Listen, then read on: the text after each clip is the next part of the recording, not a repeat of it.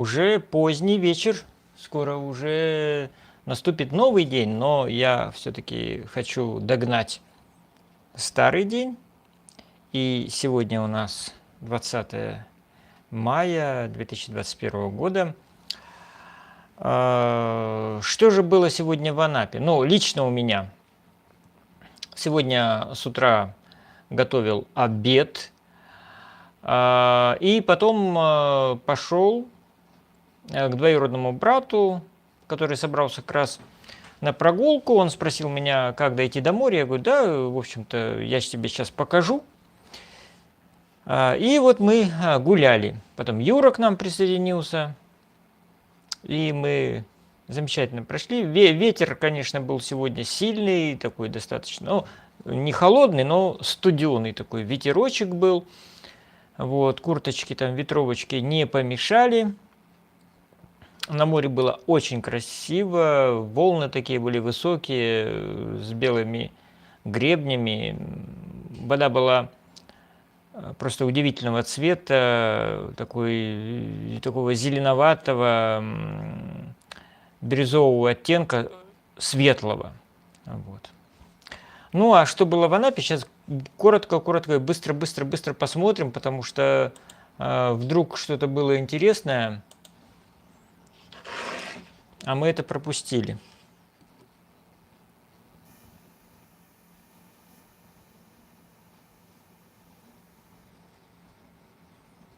Смотрим, как всегда, паблики ВКонтакте.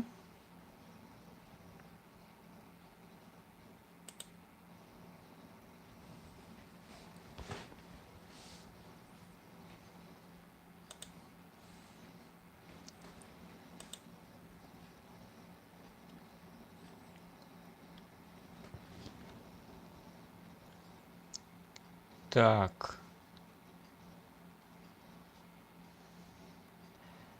Пишет. Вау. Веремеева. Мы живем на Краснодарской. У нас интернет МТС проведен. Уже 3 раза приходят чинить. Почему я не могу по-человечески пользоваться интернетом? Какого характера должна быть сутками ждать, пока его сделают на 3 дня? В общем, негодуют люди, конечно. Интернет не везде хороший. У меня интернет Ростелеком и в этой квартире, и в старой квартире. Ну, я бы не сказал, что я очень доволен этим. Ну, на старой квартире, в общем-то, неплохая скорость, и это отмечали мои гости. А здесь я сам вот как-то не очень доволен. Может быть, просто много гаджетов используем, но, по крайней мере, мой смарт-телевизор, он как-то интернет не тянет. Всегда я с большими затратами нервов смотрю YouTube на моем смартфоне, на моем смарт-ТВ. Почему я не могу прямо без препятствий пройти к морю? Почему я должен проходить тот пресловутый главный вход, предупреждающий надписью 25 Р? Так, я не понял, кто чем недоволен. Ну вот, конечно, красивый такой вот вид на море. 25 Р. Пресловутые 25. Туалет? Я не знаю. Видимо, кому-то не нравится ходить рядом с туалетом. Может быть. Все-таки для туалета должны быть какие-то такие не центровые места. Туалет, понятно, это очень важно. И я сам ратую за бесплатные туалеты, без всяких там 25 Р. Вот. Но они не должны быть вот так вот на виду. Нет, они должны как-то все-таки быть немножко подальше от главных входов, а не сразу. На набережной отравили всех кошек. Сколько их было? Люди кормились, стерилизовали, лечили. Сейчас кошек нет. Знаю, что был отлов собак и травля. Потом мужик собаку на кошек натравливал. В зоозащитных группах города пишут про отравленную еду, капканы, машины забиты собаками. Люди, что вы творите? 26 комментариев, но я вот даже не знаю, возможно ли такое в Анапе. Так, Семен пишет некий. Кошек и правда меньше стало гораздо, люди не поймут, что если не будет в Анапе кошек, то будет много крыс и мышей. Южный город, горы мусора, антисанитария, так что кошек не надо уничтожать. Но мало ли что, не надо. Люди в большинстве своем идиоты, закон приняли, и что хоть кто-то слышал, что он работает. Угу. Так, ладно, в общем, неизвестно, что там про кошек. Пострадавшим от пожара нужна ваша помощь. Вот вчера был пожар, и для людей, да, нужны вещи. Вот в паблике тут как раз пишут, что нужно и какого размера нужна одежда. Так, ладно. Поздравляют студентов, которые там заняли какие-то места. В рамках Всемирного дня борьбы с артериальной гипертонией с 18 по 21 мая любой гражданин РФ при наличии паспорта и полиса может бесплатно пройти комплексное медицинское обследование. Я, по-моему, вчера это уже читал.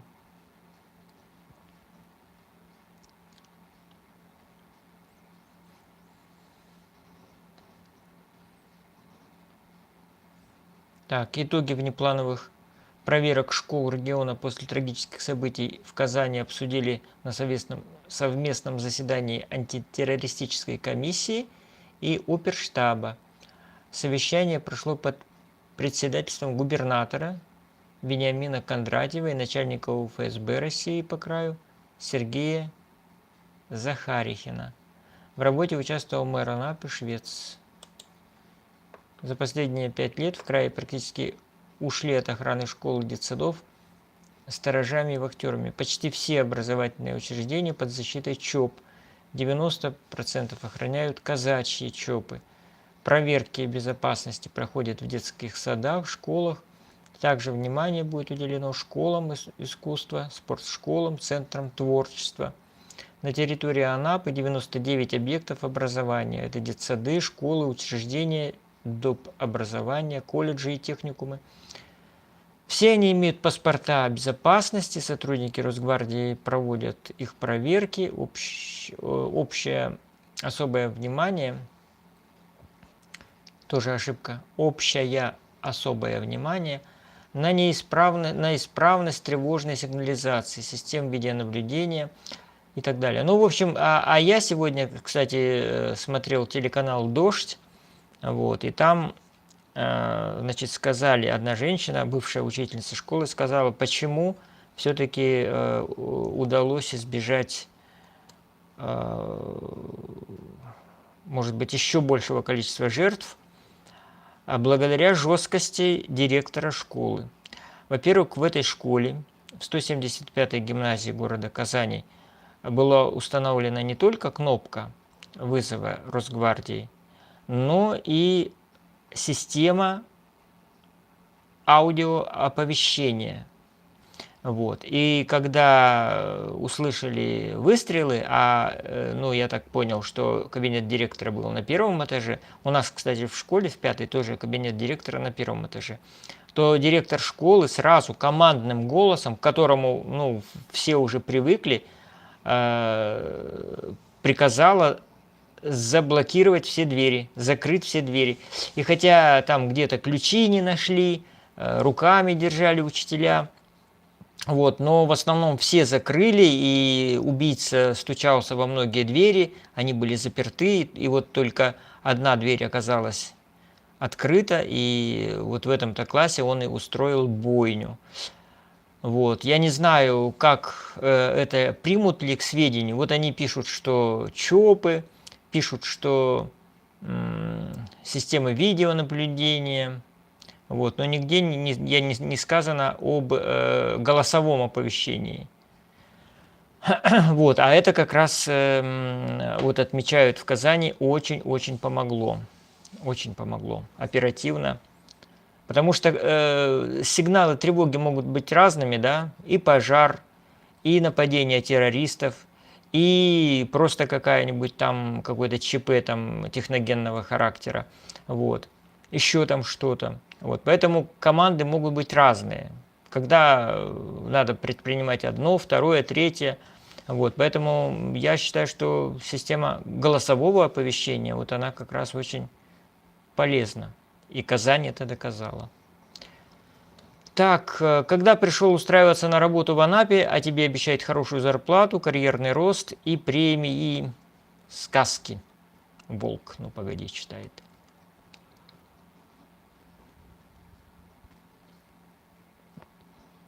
Так, подготовка проекта изменений в генплан Анапы вышла на завершающую стадию. Ну, хорошо, посмотрим.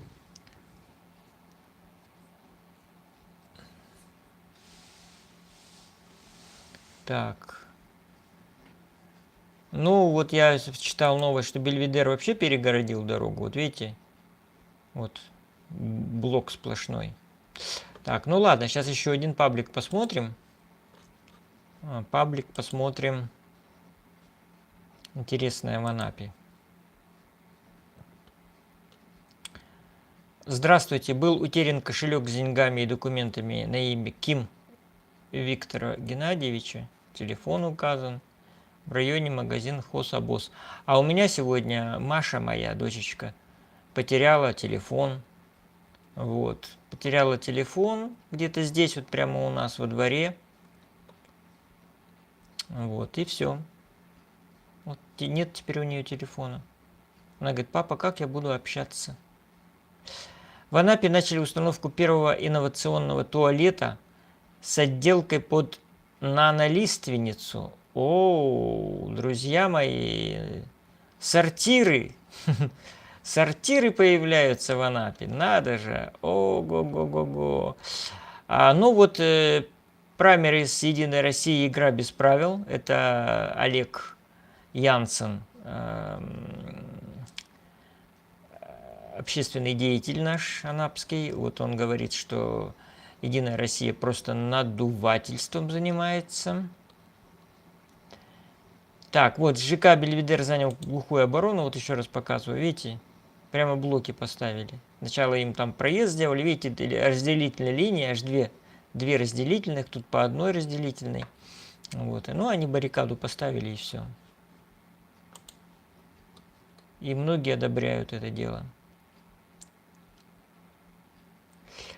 Вот посмотрите обращение в редакцию, как проржавел забор на набережной. Это просто позор для Анапы. Смотрите.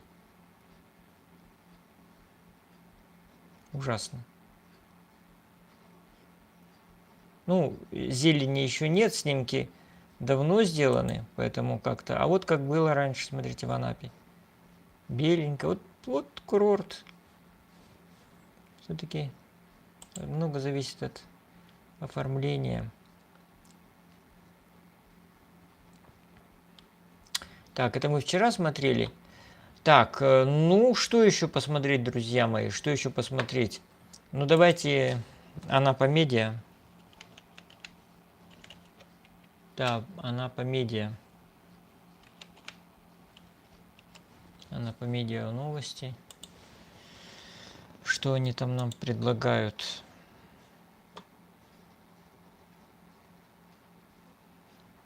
Так, все новости. Анапу с начала года посетили 329 тысяч туристов. Так. Джипинг в Анапе рискует оказаться вне закона. Угу. Ну, это да, это действительно очень такое сомнительное развлечение. Можно пройти бесплатное медобследование.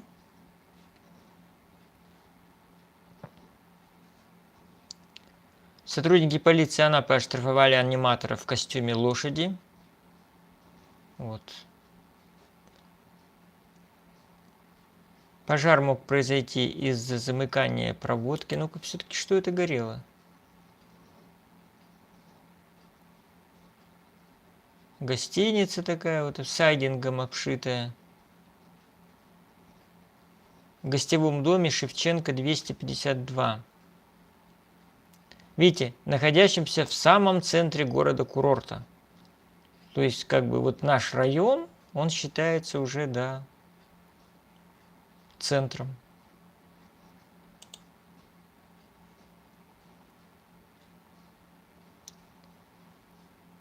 Ну, конечно, сделано все безобразно. Ну, хотя, конечно, во-первых, вот эти дурацкие абсолютно рекламы, они думают, что чем больше реклама, тем к ним больше посетителей придет. Это абсолютно, я считаю, неправильно.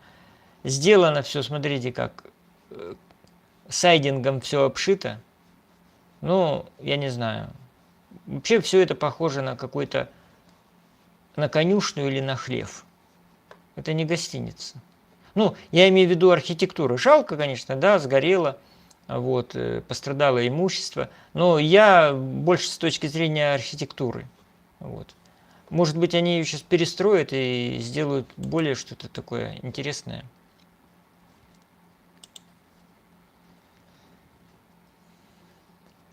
Так.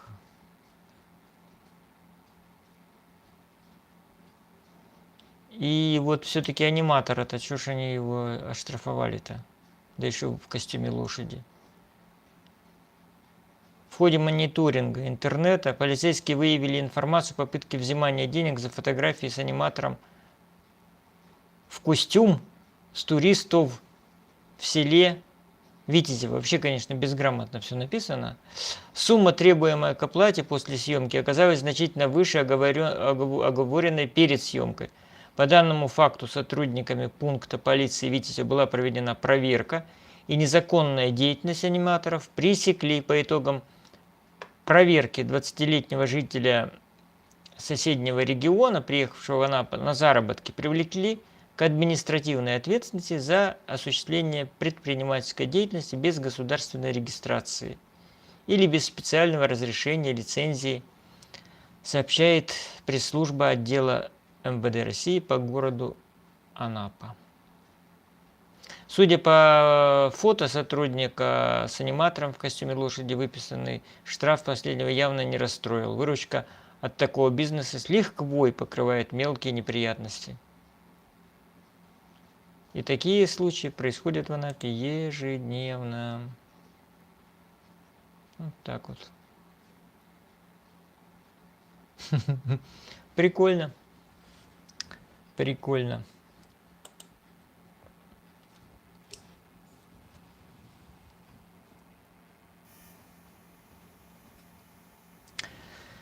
Ну вот, друзья, это были сегодняшние новости.